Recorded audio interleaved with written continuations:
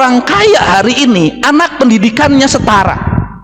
Orang-orang kaya hari ini orang tuanya tegas pada anaknya, sekolahnya terarah, keterampilannya terarah, pendidikan agamanya baik, mereka tumbuh menjadi kelas menengah yang makin kuat.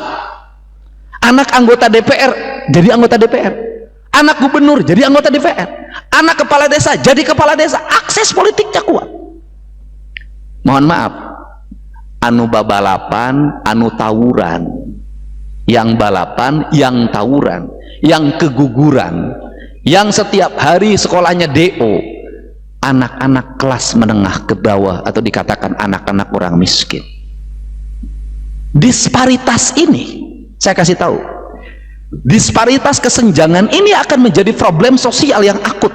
Kenapa? Kalau mereka tidak terselesaikan secara ekonomi, mereka tidak dihadirkan dalam pendidikan yang layak, mereka tidak mendapat layanan, mereka tidak dimasukkan dalam barak untuk mengikuti pendidikan agar karakternya terbentuk, maka revolusi sosial akan terjadi. Dilakukan oleh siapa? Anak-anak remaja, anak-anak SMA, anak-anak SMK menjadi kekuatan publik yang bisa membakar gedung DPR, membakar kantong gubernur. Kenapa? Mereka adalah kelompok anak-anak frustasi yang lepas dari kehidupannya. Mereka kecewa dan selama ini melampiaskan di jalan dalam tawuran, dan ketika dikelola secara baik menjadi gerakan rakyat, mereka adalah kekuatan pemberani yang berani membakar gedung, terlatih di jalanan. Dan itu terjadi di Indonesia, dan itu terjadi kemarin, dan itu setahun yang lalu saya sudah memperingatkan pada semua orang. Saya tanyakan, kenapa gedung sate tidak jadi dibakar? Karena saya dekat dengan mereka.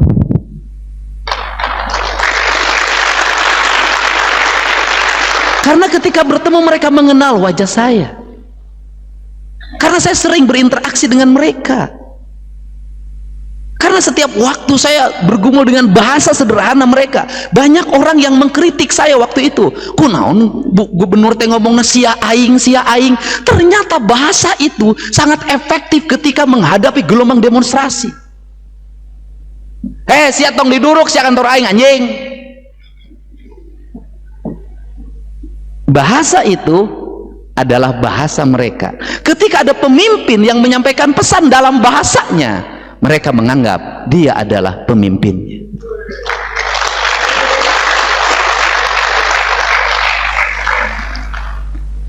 Dan barangkali baru terjadi sepanjang sejarah. Jam 3 dini hari mereka nggak bisa pulang. Ada yang dari Kerawang, dari Purwakarta, dari Subang, dan itu anak-anak sebaya. Kenapa? Nggak punya ongkos. Kenapa gedung sate beres pada malam itu mereka? Karena malam itu kebetulan saya biasa bawa uang tunai. Saya membagikan uang pada mereka untuk pulang, dan mereka pulang. Orang yang mengorganisir mereka menggerakkan untuk membakar tinggal 2 orang. Saya sudah tahu itu. Mereka tidak berdaya. Kenapa? Orangnya tidak bisa digerakkan. Untuk itu saya ngajak pada semua para pemimpin, mulailah duduk lesehan dengan mereka. Kalau mereka lagi nongkrong, sapa. Kalau lagi di perempatan ada yang ngamen, buka kacanya. Hanya sekedar 100.000 berilah. Kalau ada yang kaki 5 yang setiap hari kemudian dia jualan, kemudian dia jualan asongan, berilah. Kenapa? Itu merupakan rangkaian kekuatan. Ketika ada gerakan demonstrasi, perusakan, mereka adalah kekuatan efektif untuk digerakkan, mudah berkumpul, dan tidak akan terjadi manakala kita kenal, tahu karakter mereka dan dekat secara emosi pada mereka. Dan yang paling utama adalah mereka percaya pada kita. Ini saya ingetin. Kenapa? Ini terjadi, baru terjadi, dan Nepal itu bisa menggerakkan, menjatuhkan. Kita belum seberapa dibanding Nepal. Nepal anggota DPR-nya dikejar sampai sungai, menterinya ditelanjangi. Kita masih belum seperti itu, masih terjaga, masih teramankan. Tetapi itu adalah alarm sosial bagi kita. Mari kita rubah gaya kepemimpinan kita, mari kita rubah gaya anggaran kita. Daripada anak-anak kelas menengah miskin kemudian menjadi sebuah gerakan sosial yang nanti memberontak pada negara, sejak sekarang anggarannya segera alokasikan bagi mereka. Rubah perilaku mereka menjadi kelas menengah yang profesional ke depan, Maka penting dibangun sekolah manajer, maka penting dibangun sekolah rakyat, maka penting dibangun sekolah taruna Nusantara. Penting agar apa? Agar orang-orang miskin bisa duduk di tempat-tempat yang terhormat dan setara. Itu konsepsinya. Nah, untuk itu maka dalam konsepsi ini saya nanti mengajak mulai perubahan ini, Pak Bupati, mudah-mudahan nanti Karawang bisa memulai. Provinsi Jawa Barat mengambil keputusan untuk melindungi seluruh rakyat yang bukan ASN, yang bukan karyawan perusahaan, yang bukan TNI, yang bukan Polri, untuk mendapat asuransi jaminan ketenagakerjaan, agar ketika sakit dia diobati, yang nunggu di rumah sakit biayai, sehingga tidak menjadi krisis sosial. Maka nanti dibagi dua, provinsi setengahnya, kabupaten setengahnya, dan saya mendapat informasi pemerintah pusat juga akan melakukan hal yang sama walaupun terbatas. Ini bisa kolaboratif. Kenapa? Rakyat terlindungi. Nah, seluruh rangkaian itu harus kita lakukan dengan kecermatan dan membaca anggaran secara cermat. Untuk apa? Membangun keadilan semesta. Yang terakhir, Karawang itu punya karakter sebagai perempuan. Maka karakternya Subang Larang. Karena karakter perempuan, maka perempuan itu harus senantiasa dijaga wajahnya agar tidak bolong-bolong. Maka wajar kalau Pak Bupati tidak boleh lagi di gerbang tol, walaupun itu adalah kewenangan pemerintah pusat, rumputnya lebih tinggi daripada mobil. Nanti kita babat hari Senin, Pak. Kita jangan ngomong lagi itu jalan nasional. Kenapa? Hamparan sawahnya tidak terlihat, terhalang oleh rumput yang tinggi. Kita bereskan, kita rapihkan. Untuk apa? Agar si cantik itu kelihatan jelitanya. Nanti yang kaki lima yang di Karawang Barat itu, ya kita atur. Tambal ban boleh ada, tapi ada ruangan pembangunan yang baik. Pedagang boleh ada, tapi diatur kiosnya yang baik, tertata rapi, mereka dikasih pelatihan. Untuk apa? Disparitas. Agar apa? Agar orang tidak melihat kesenjangan sosial. Apa kesenjangan sosialnya? Satu sisi ada komplek-komplek apartemen, ada perumahan-perumahan mewah, tapi di sisi lain ada hamparan kemiskinan yang diperlihatkan di pinggir jalan. Orang akan menilai. Untuk itu tidak boleh ada lagi. Saya tadi ngomong ke Ketua DPRD, Pak Ketua, nanti kita jaring anak-anak yang suka ngamen di Cikopo dimanapun, coba bawa ke ruangan, masukin ke sekolah pendidikannya berbasis militer. Untuk apa? Dirubah karakternya. Kenapa? Setinggi apapun kita ngomong tentang keadilan sosial, kalau di jalanan masih ada peminta-minta, kalau di jalanan masih ada pengamen yang bawa anak, itu kehormatan. Saya ingin menjadi gubernur Jawa Barat, seluruh wilayah ini terhormat. Karena seluruh wilayah terhormat, satu, bangunan fisiknya tertata dengan baik. Kedua, kebersihannya tertata dan terpelihara dengan baik. Ketiga, estetikanya mulai muncul. Keempat, terjadi harmoni antara manusia dengan alamnya. Kelima, terjadi harmoni antara pemimpin dengan rakyatnya. Itulah yang disebut dengan ba'datun toibatun warapun gopur, atau gemah ripah repeh rapeh. Inilah prinsip-prinsip dasar keadilan memimpin. Karena prosesi keadilan ini hanya bisa diraih manakala apa? Manakala pemimpin tidak ngantor di ruangan. Saya kenapa mengambil filosofi keliling? Karena itu filosofinya Raja Pajajaran. Kenapa? Dia tidak pernah duduk pada sebuah mahligai tahta kekuasaan, Sitinggil binaturata gegamadenta kalau bahasa Pak Cecep almarhum. Dia tidak pernah duduk pada sebuah istana yang megah. Dia selalu berkeliling dalam setiap waktu. Makanya ditinggalkanlah yang disebut dengan patilasan, sehingga makamnya pun nggak tahu di mana. Dan ketika turun dari jabatannya, dia tidak merana dalam dirinya. Dia tidak merasa dia jatuh dari jabatan kemudian menangisinya. Raja yang setia pada rakyat itu memilih menjadi petani, kemudian mendirikan kampung-kampung adat, dan ajarannya masih hidup sampai hari ini dengan padi-padi unggulan 6 bulan. Kampung-kampung yang terhampar dari kawasan Bogor, Sukabumi, Cianjur sampai Garut, itu nilai ajaran yang hidup yang disebut dengan Siliwangi. Prinsip dasar itu yang menginspirasi kita. Untuk itu mari kita bersama-sama, saya ngajak para camat, para kepala desa, para kepala kelurahan, buatlah di rumah dinasnya, di rumahnya atau di kantornya pusat pengaduan warga. Apa keluhan warga? Layani oleh aparatur desanya. Kalau berat ditangani oleh desa, lapor sama bupati untuk ditangani. Kalau bupatinya berat tidak tangani, lapor sama gubernur. Kenapa? Karena seringkali problem itu muncul itu seperti itu. Di rumah saya setiap hari itu tidak kurang dari 50 orang datang, dan saya menyiapkan makan dalam setiap hari. Ketika datang harus makan, dan tidaklah bertemu dengan saya, cukup dengan tim yang menangani. Timnya nanti WA ke saya, di situ sudah ada pengacara yang mendampingi. Banyak kasus yang bisa diselesaikan, banyak orang yang mengalami problem hukum terselesaikan bahkan sampai Jawa Tengah, karena yang adunya sampai Jawa Tengah sampai Jawa Timur. Dan banyak orang, saya cerita ke Pak Bupati, di rumah sakitnya mereka sudah gratis karena BPJS, tapi mereka nggak punya uang lagi untuk nungguin di rumah sakit. Kemoterapinya di Hasan Sadikin nggak bayar, tapi mobil untuk ngangkut kemoterapi dalam setiap minggu perlu 750.000. Itu mereka nggak punya. Negara harus hadir dalam kesulitan itu. Negara harus ada dalam kesulitan itu. Kenapa?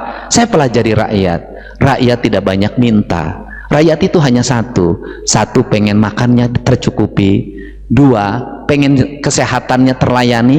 Tiga, pengen pendidikannya terpenuhi. Rakyat secara umum itu pun sudah baik bagi mereka.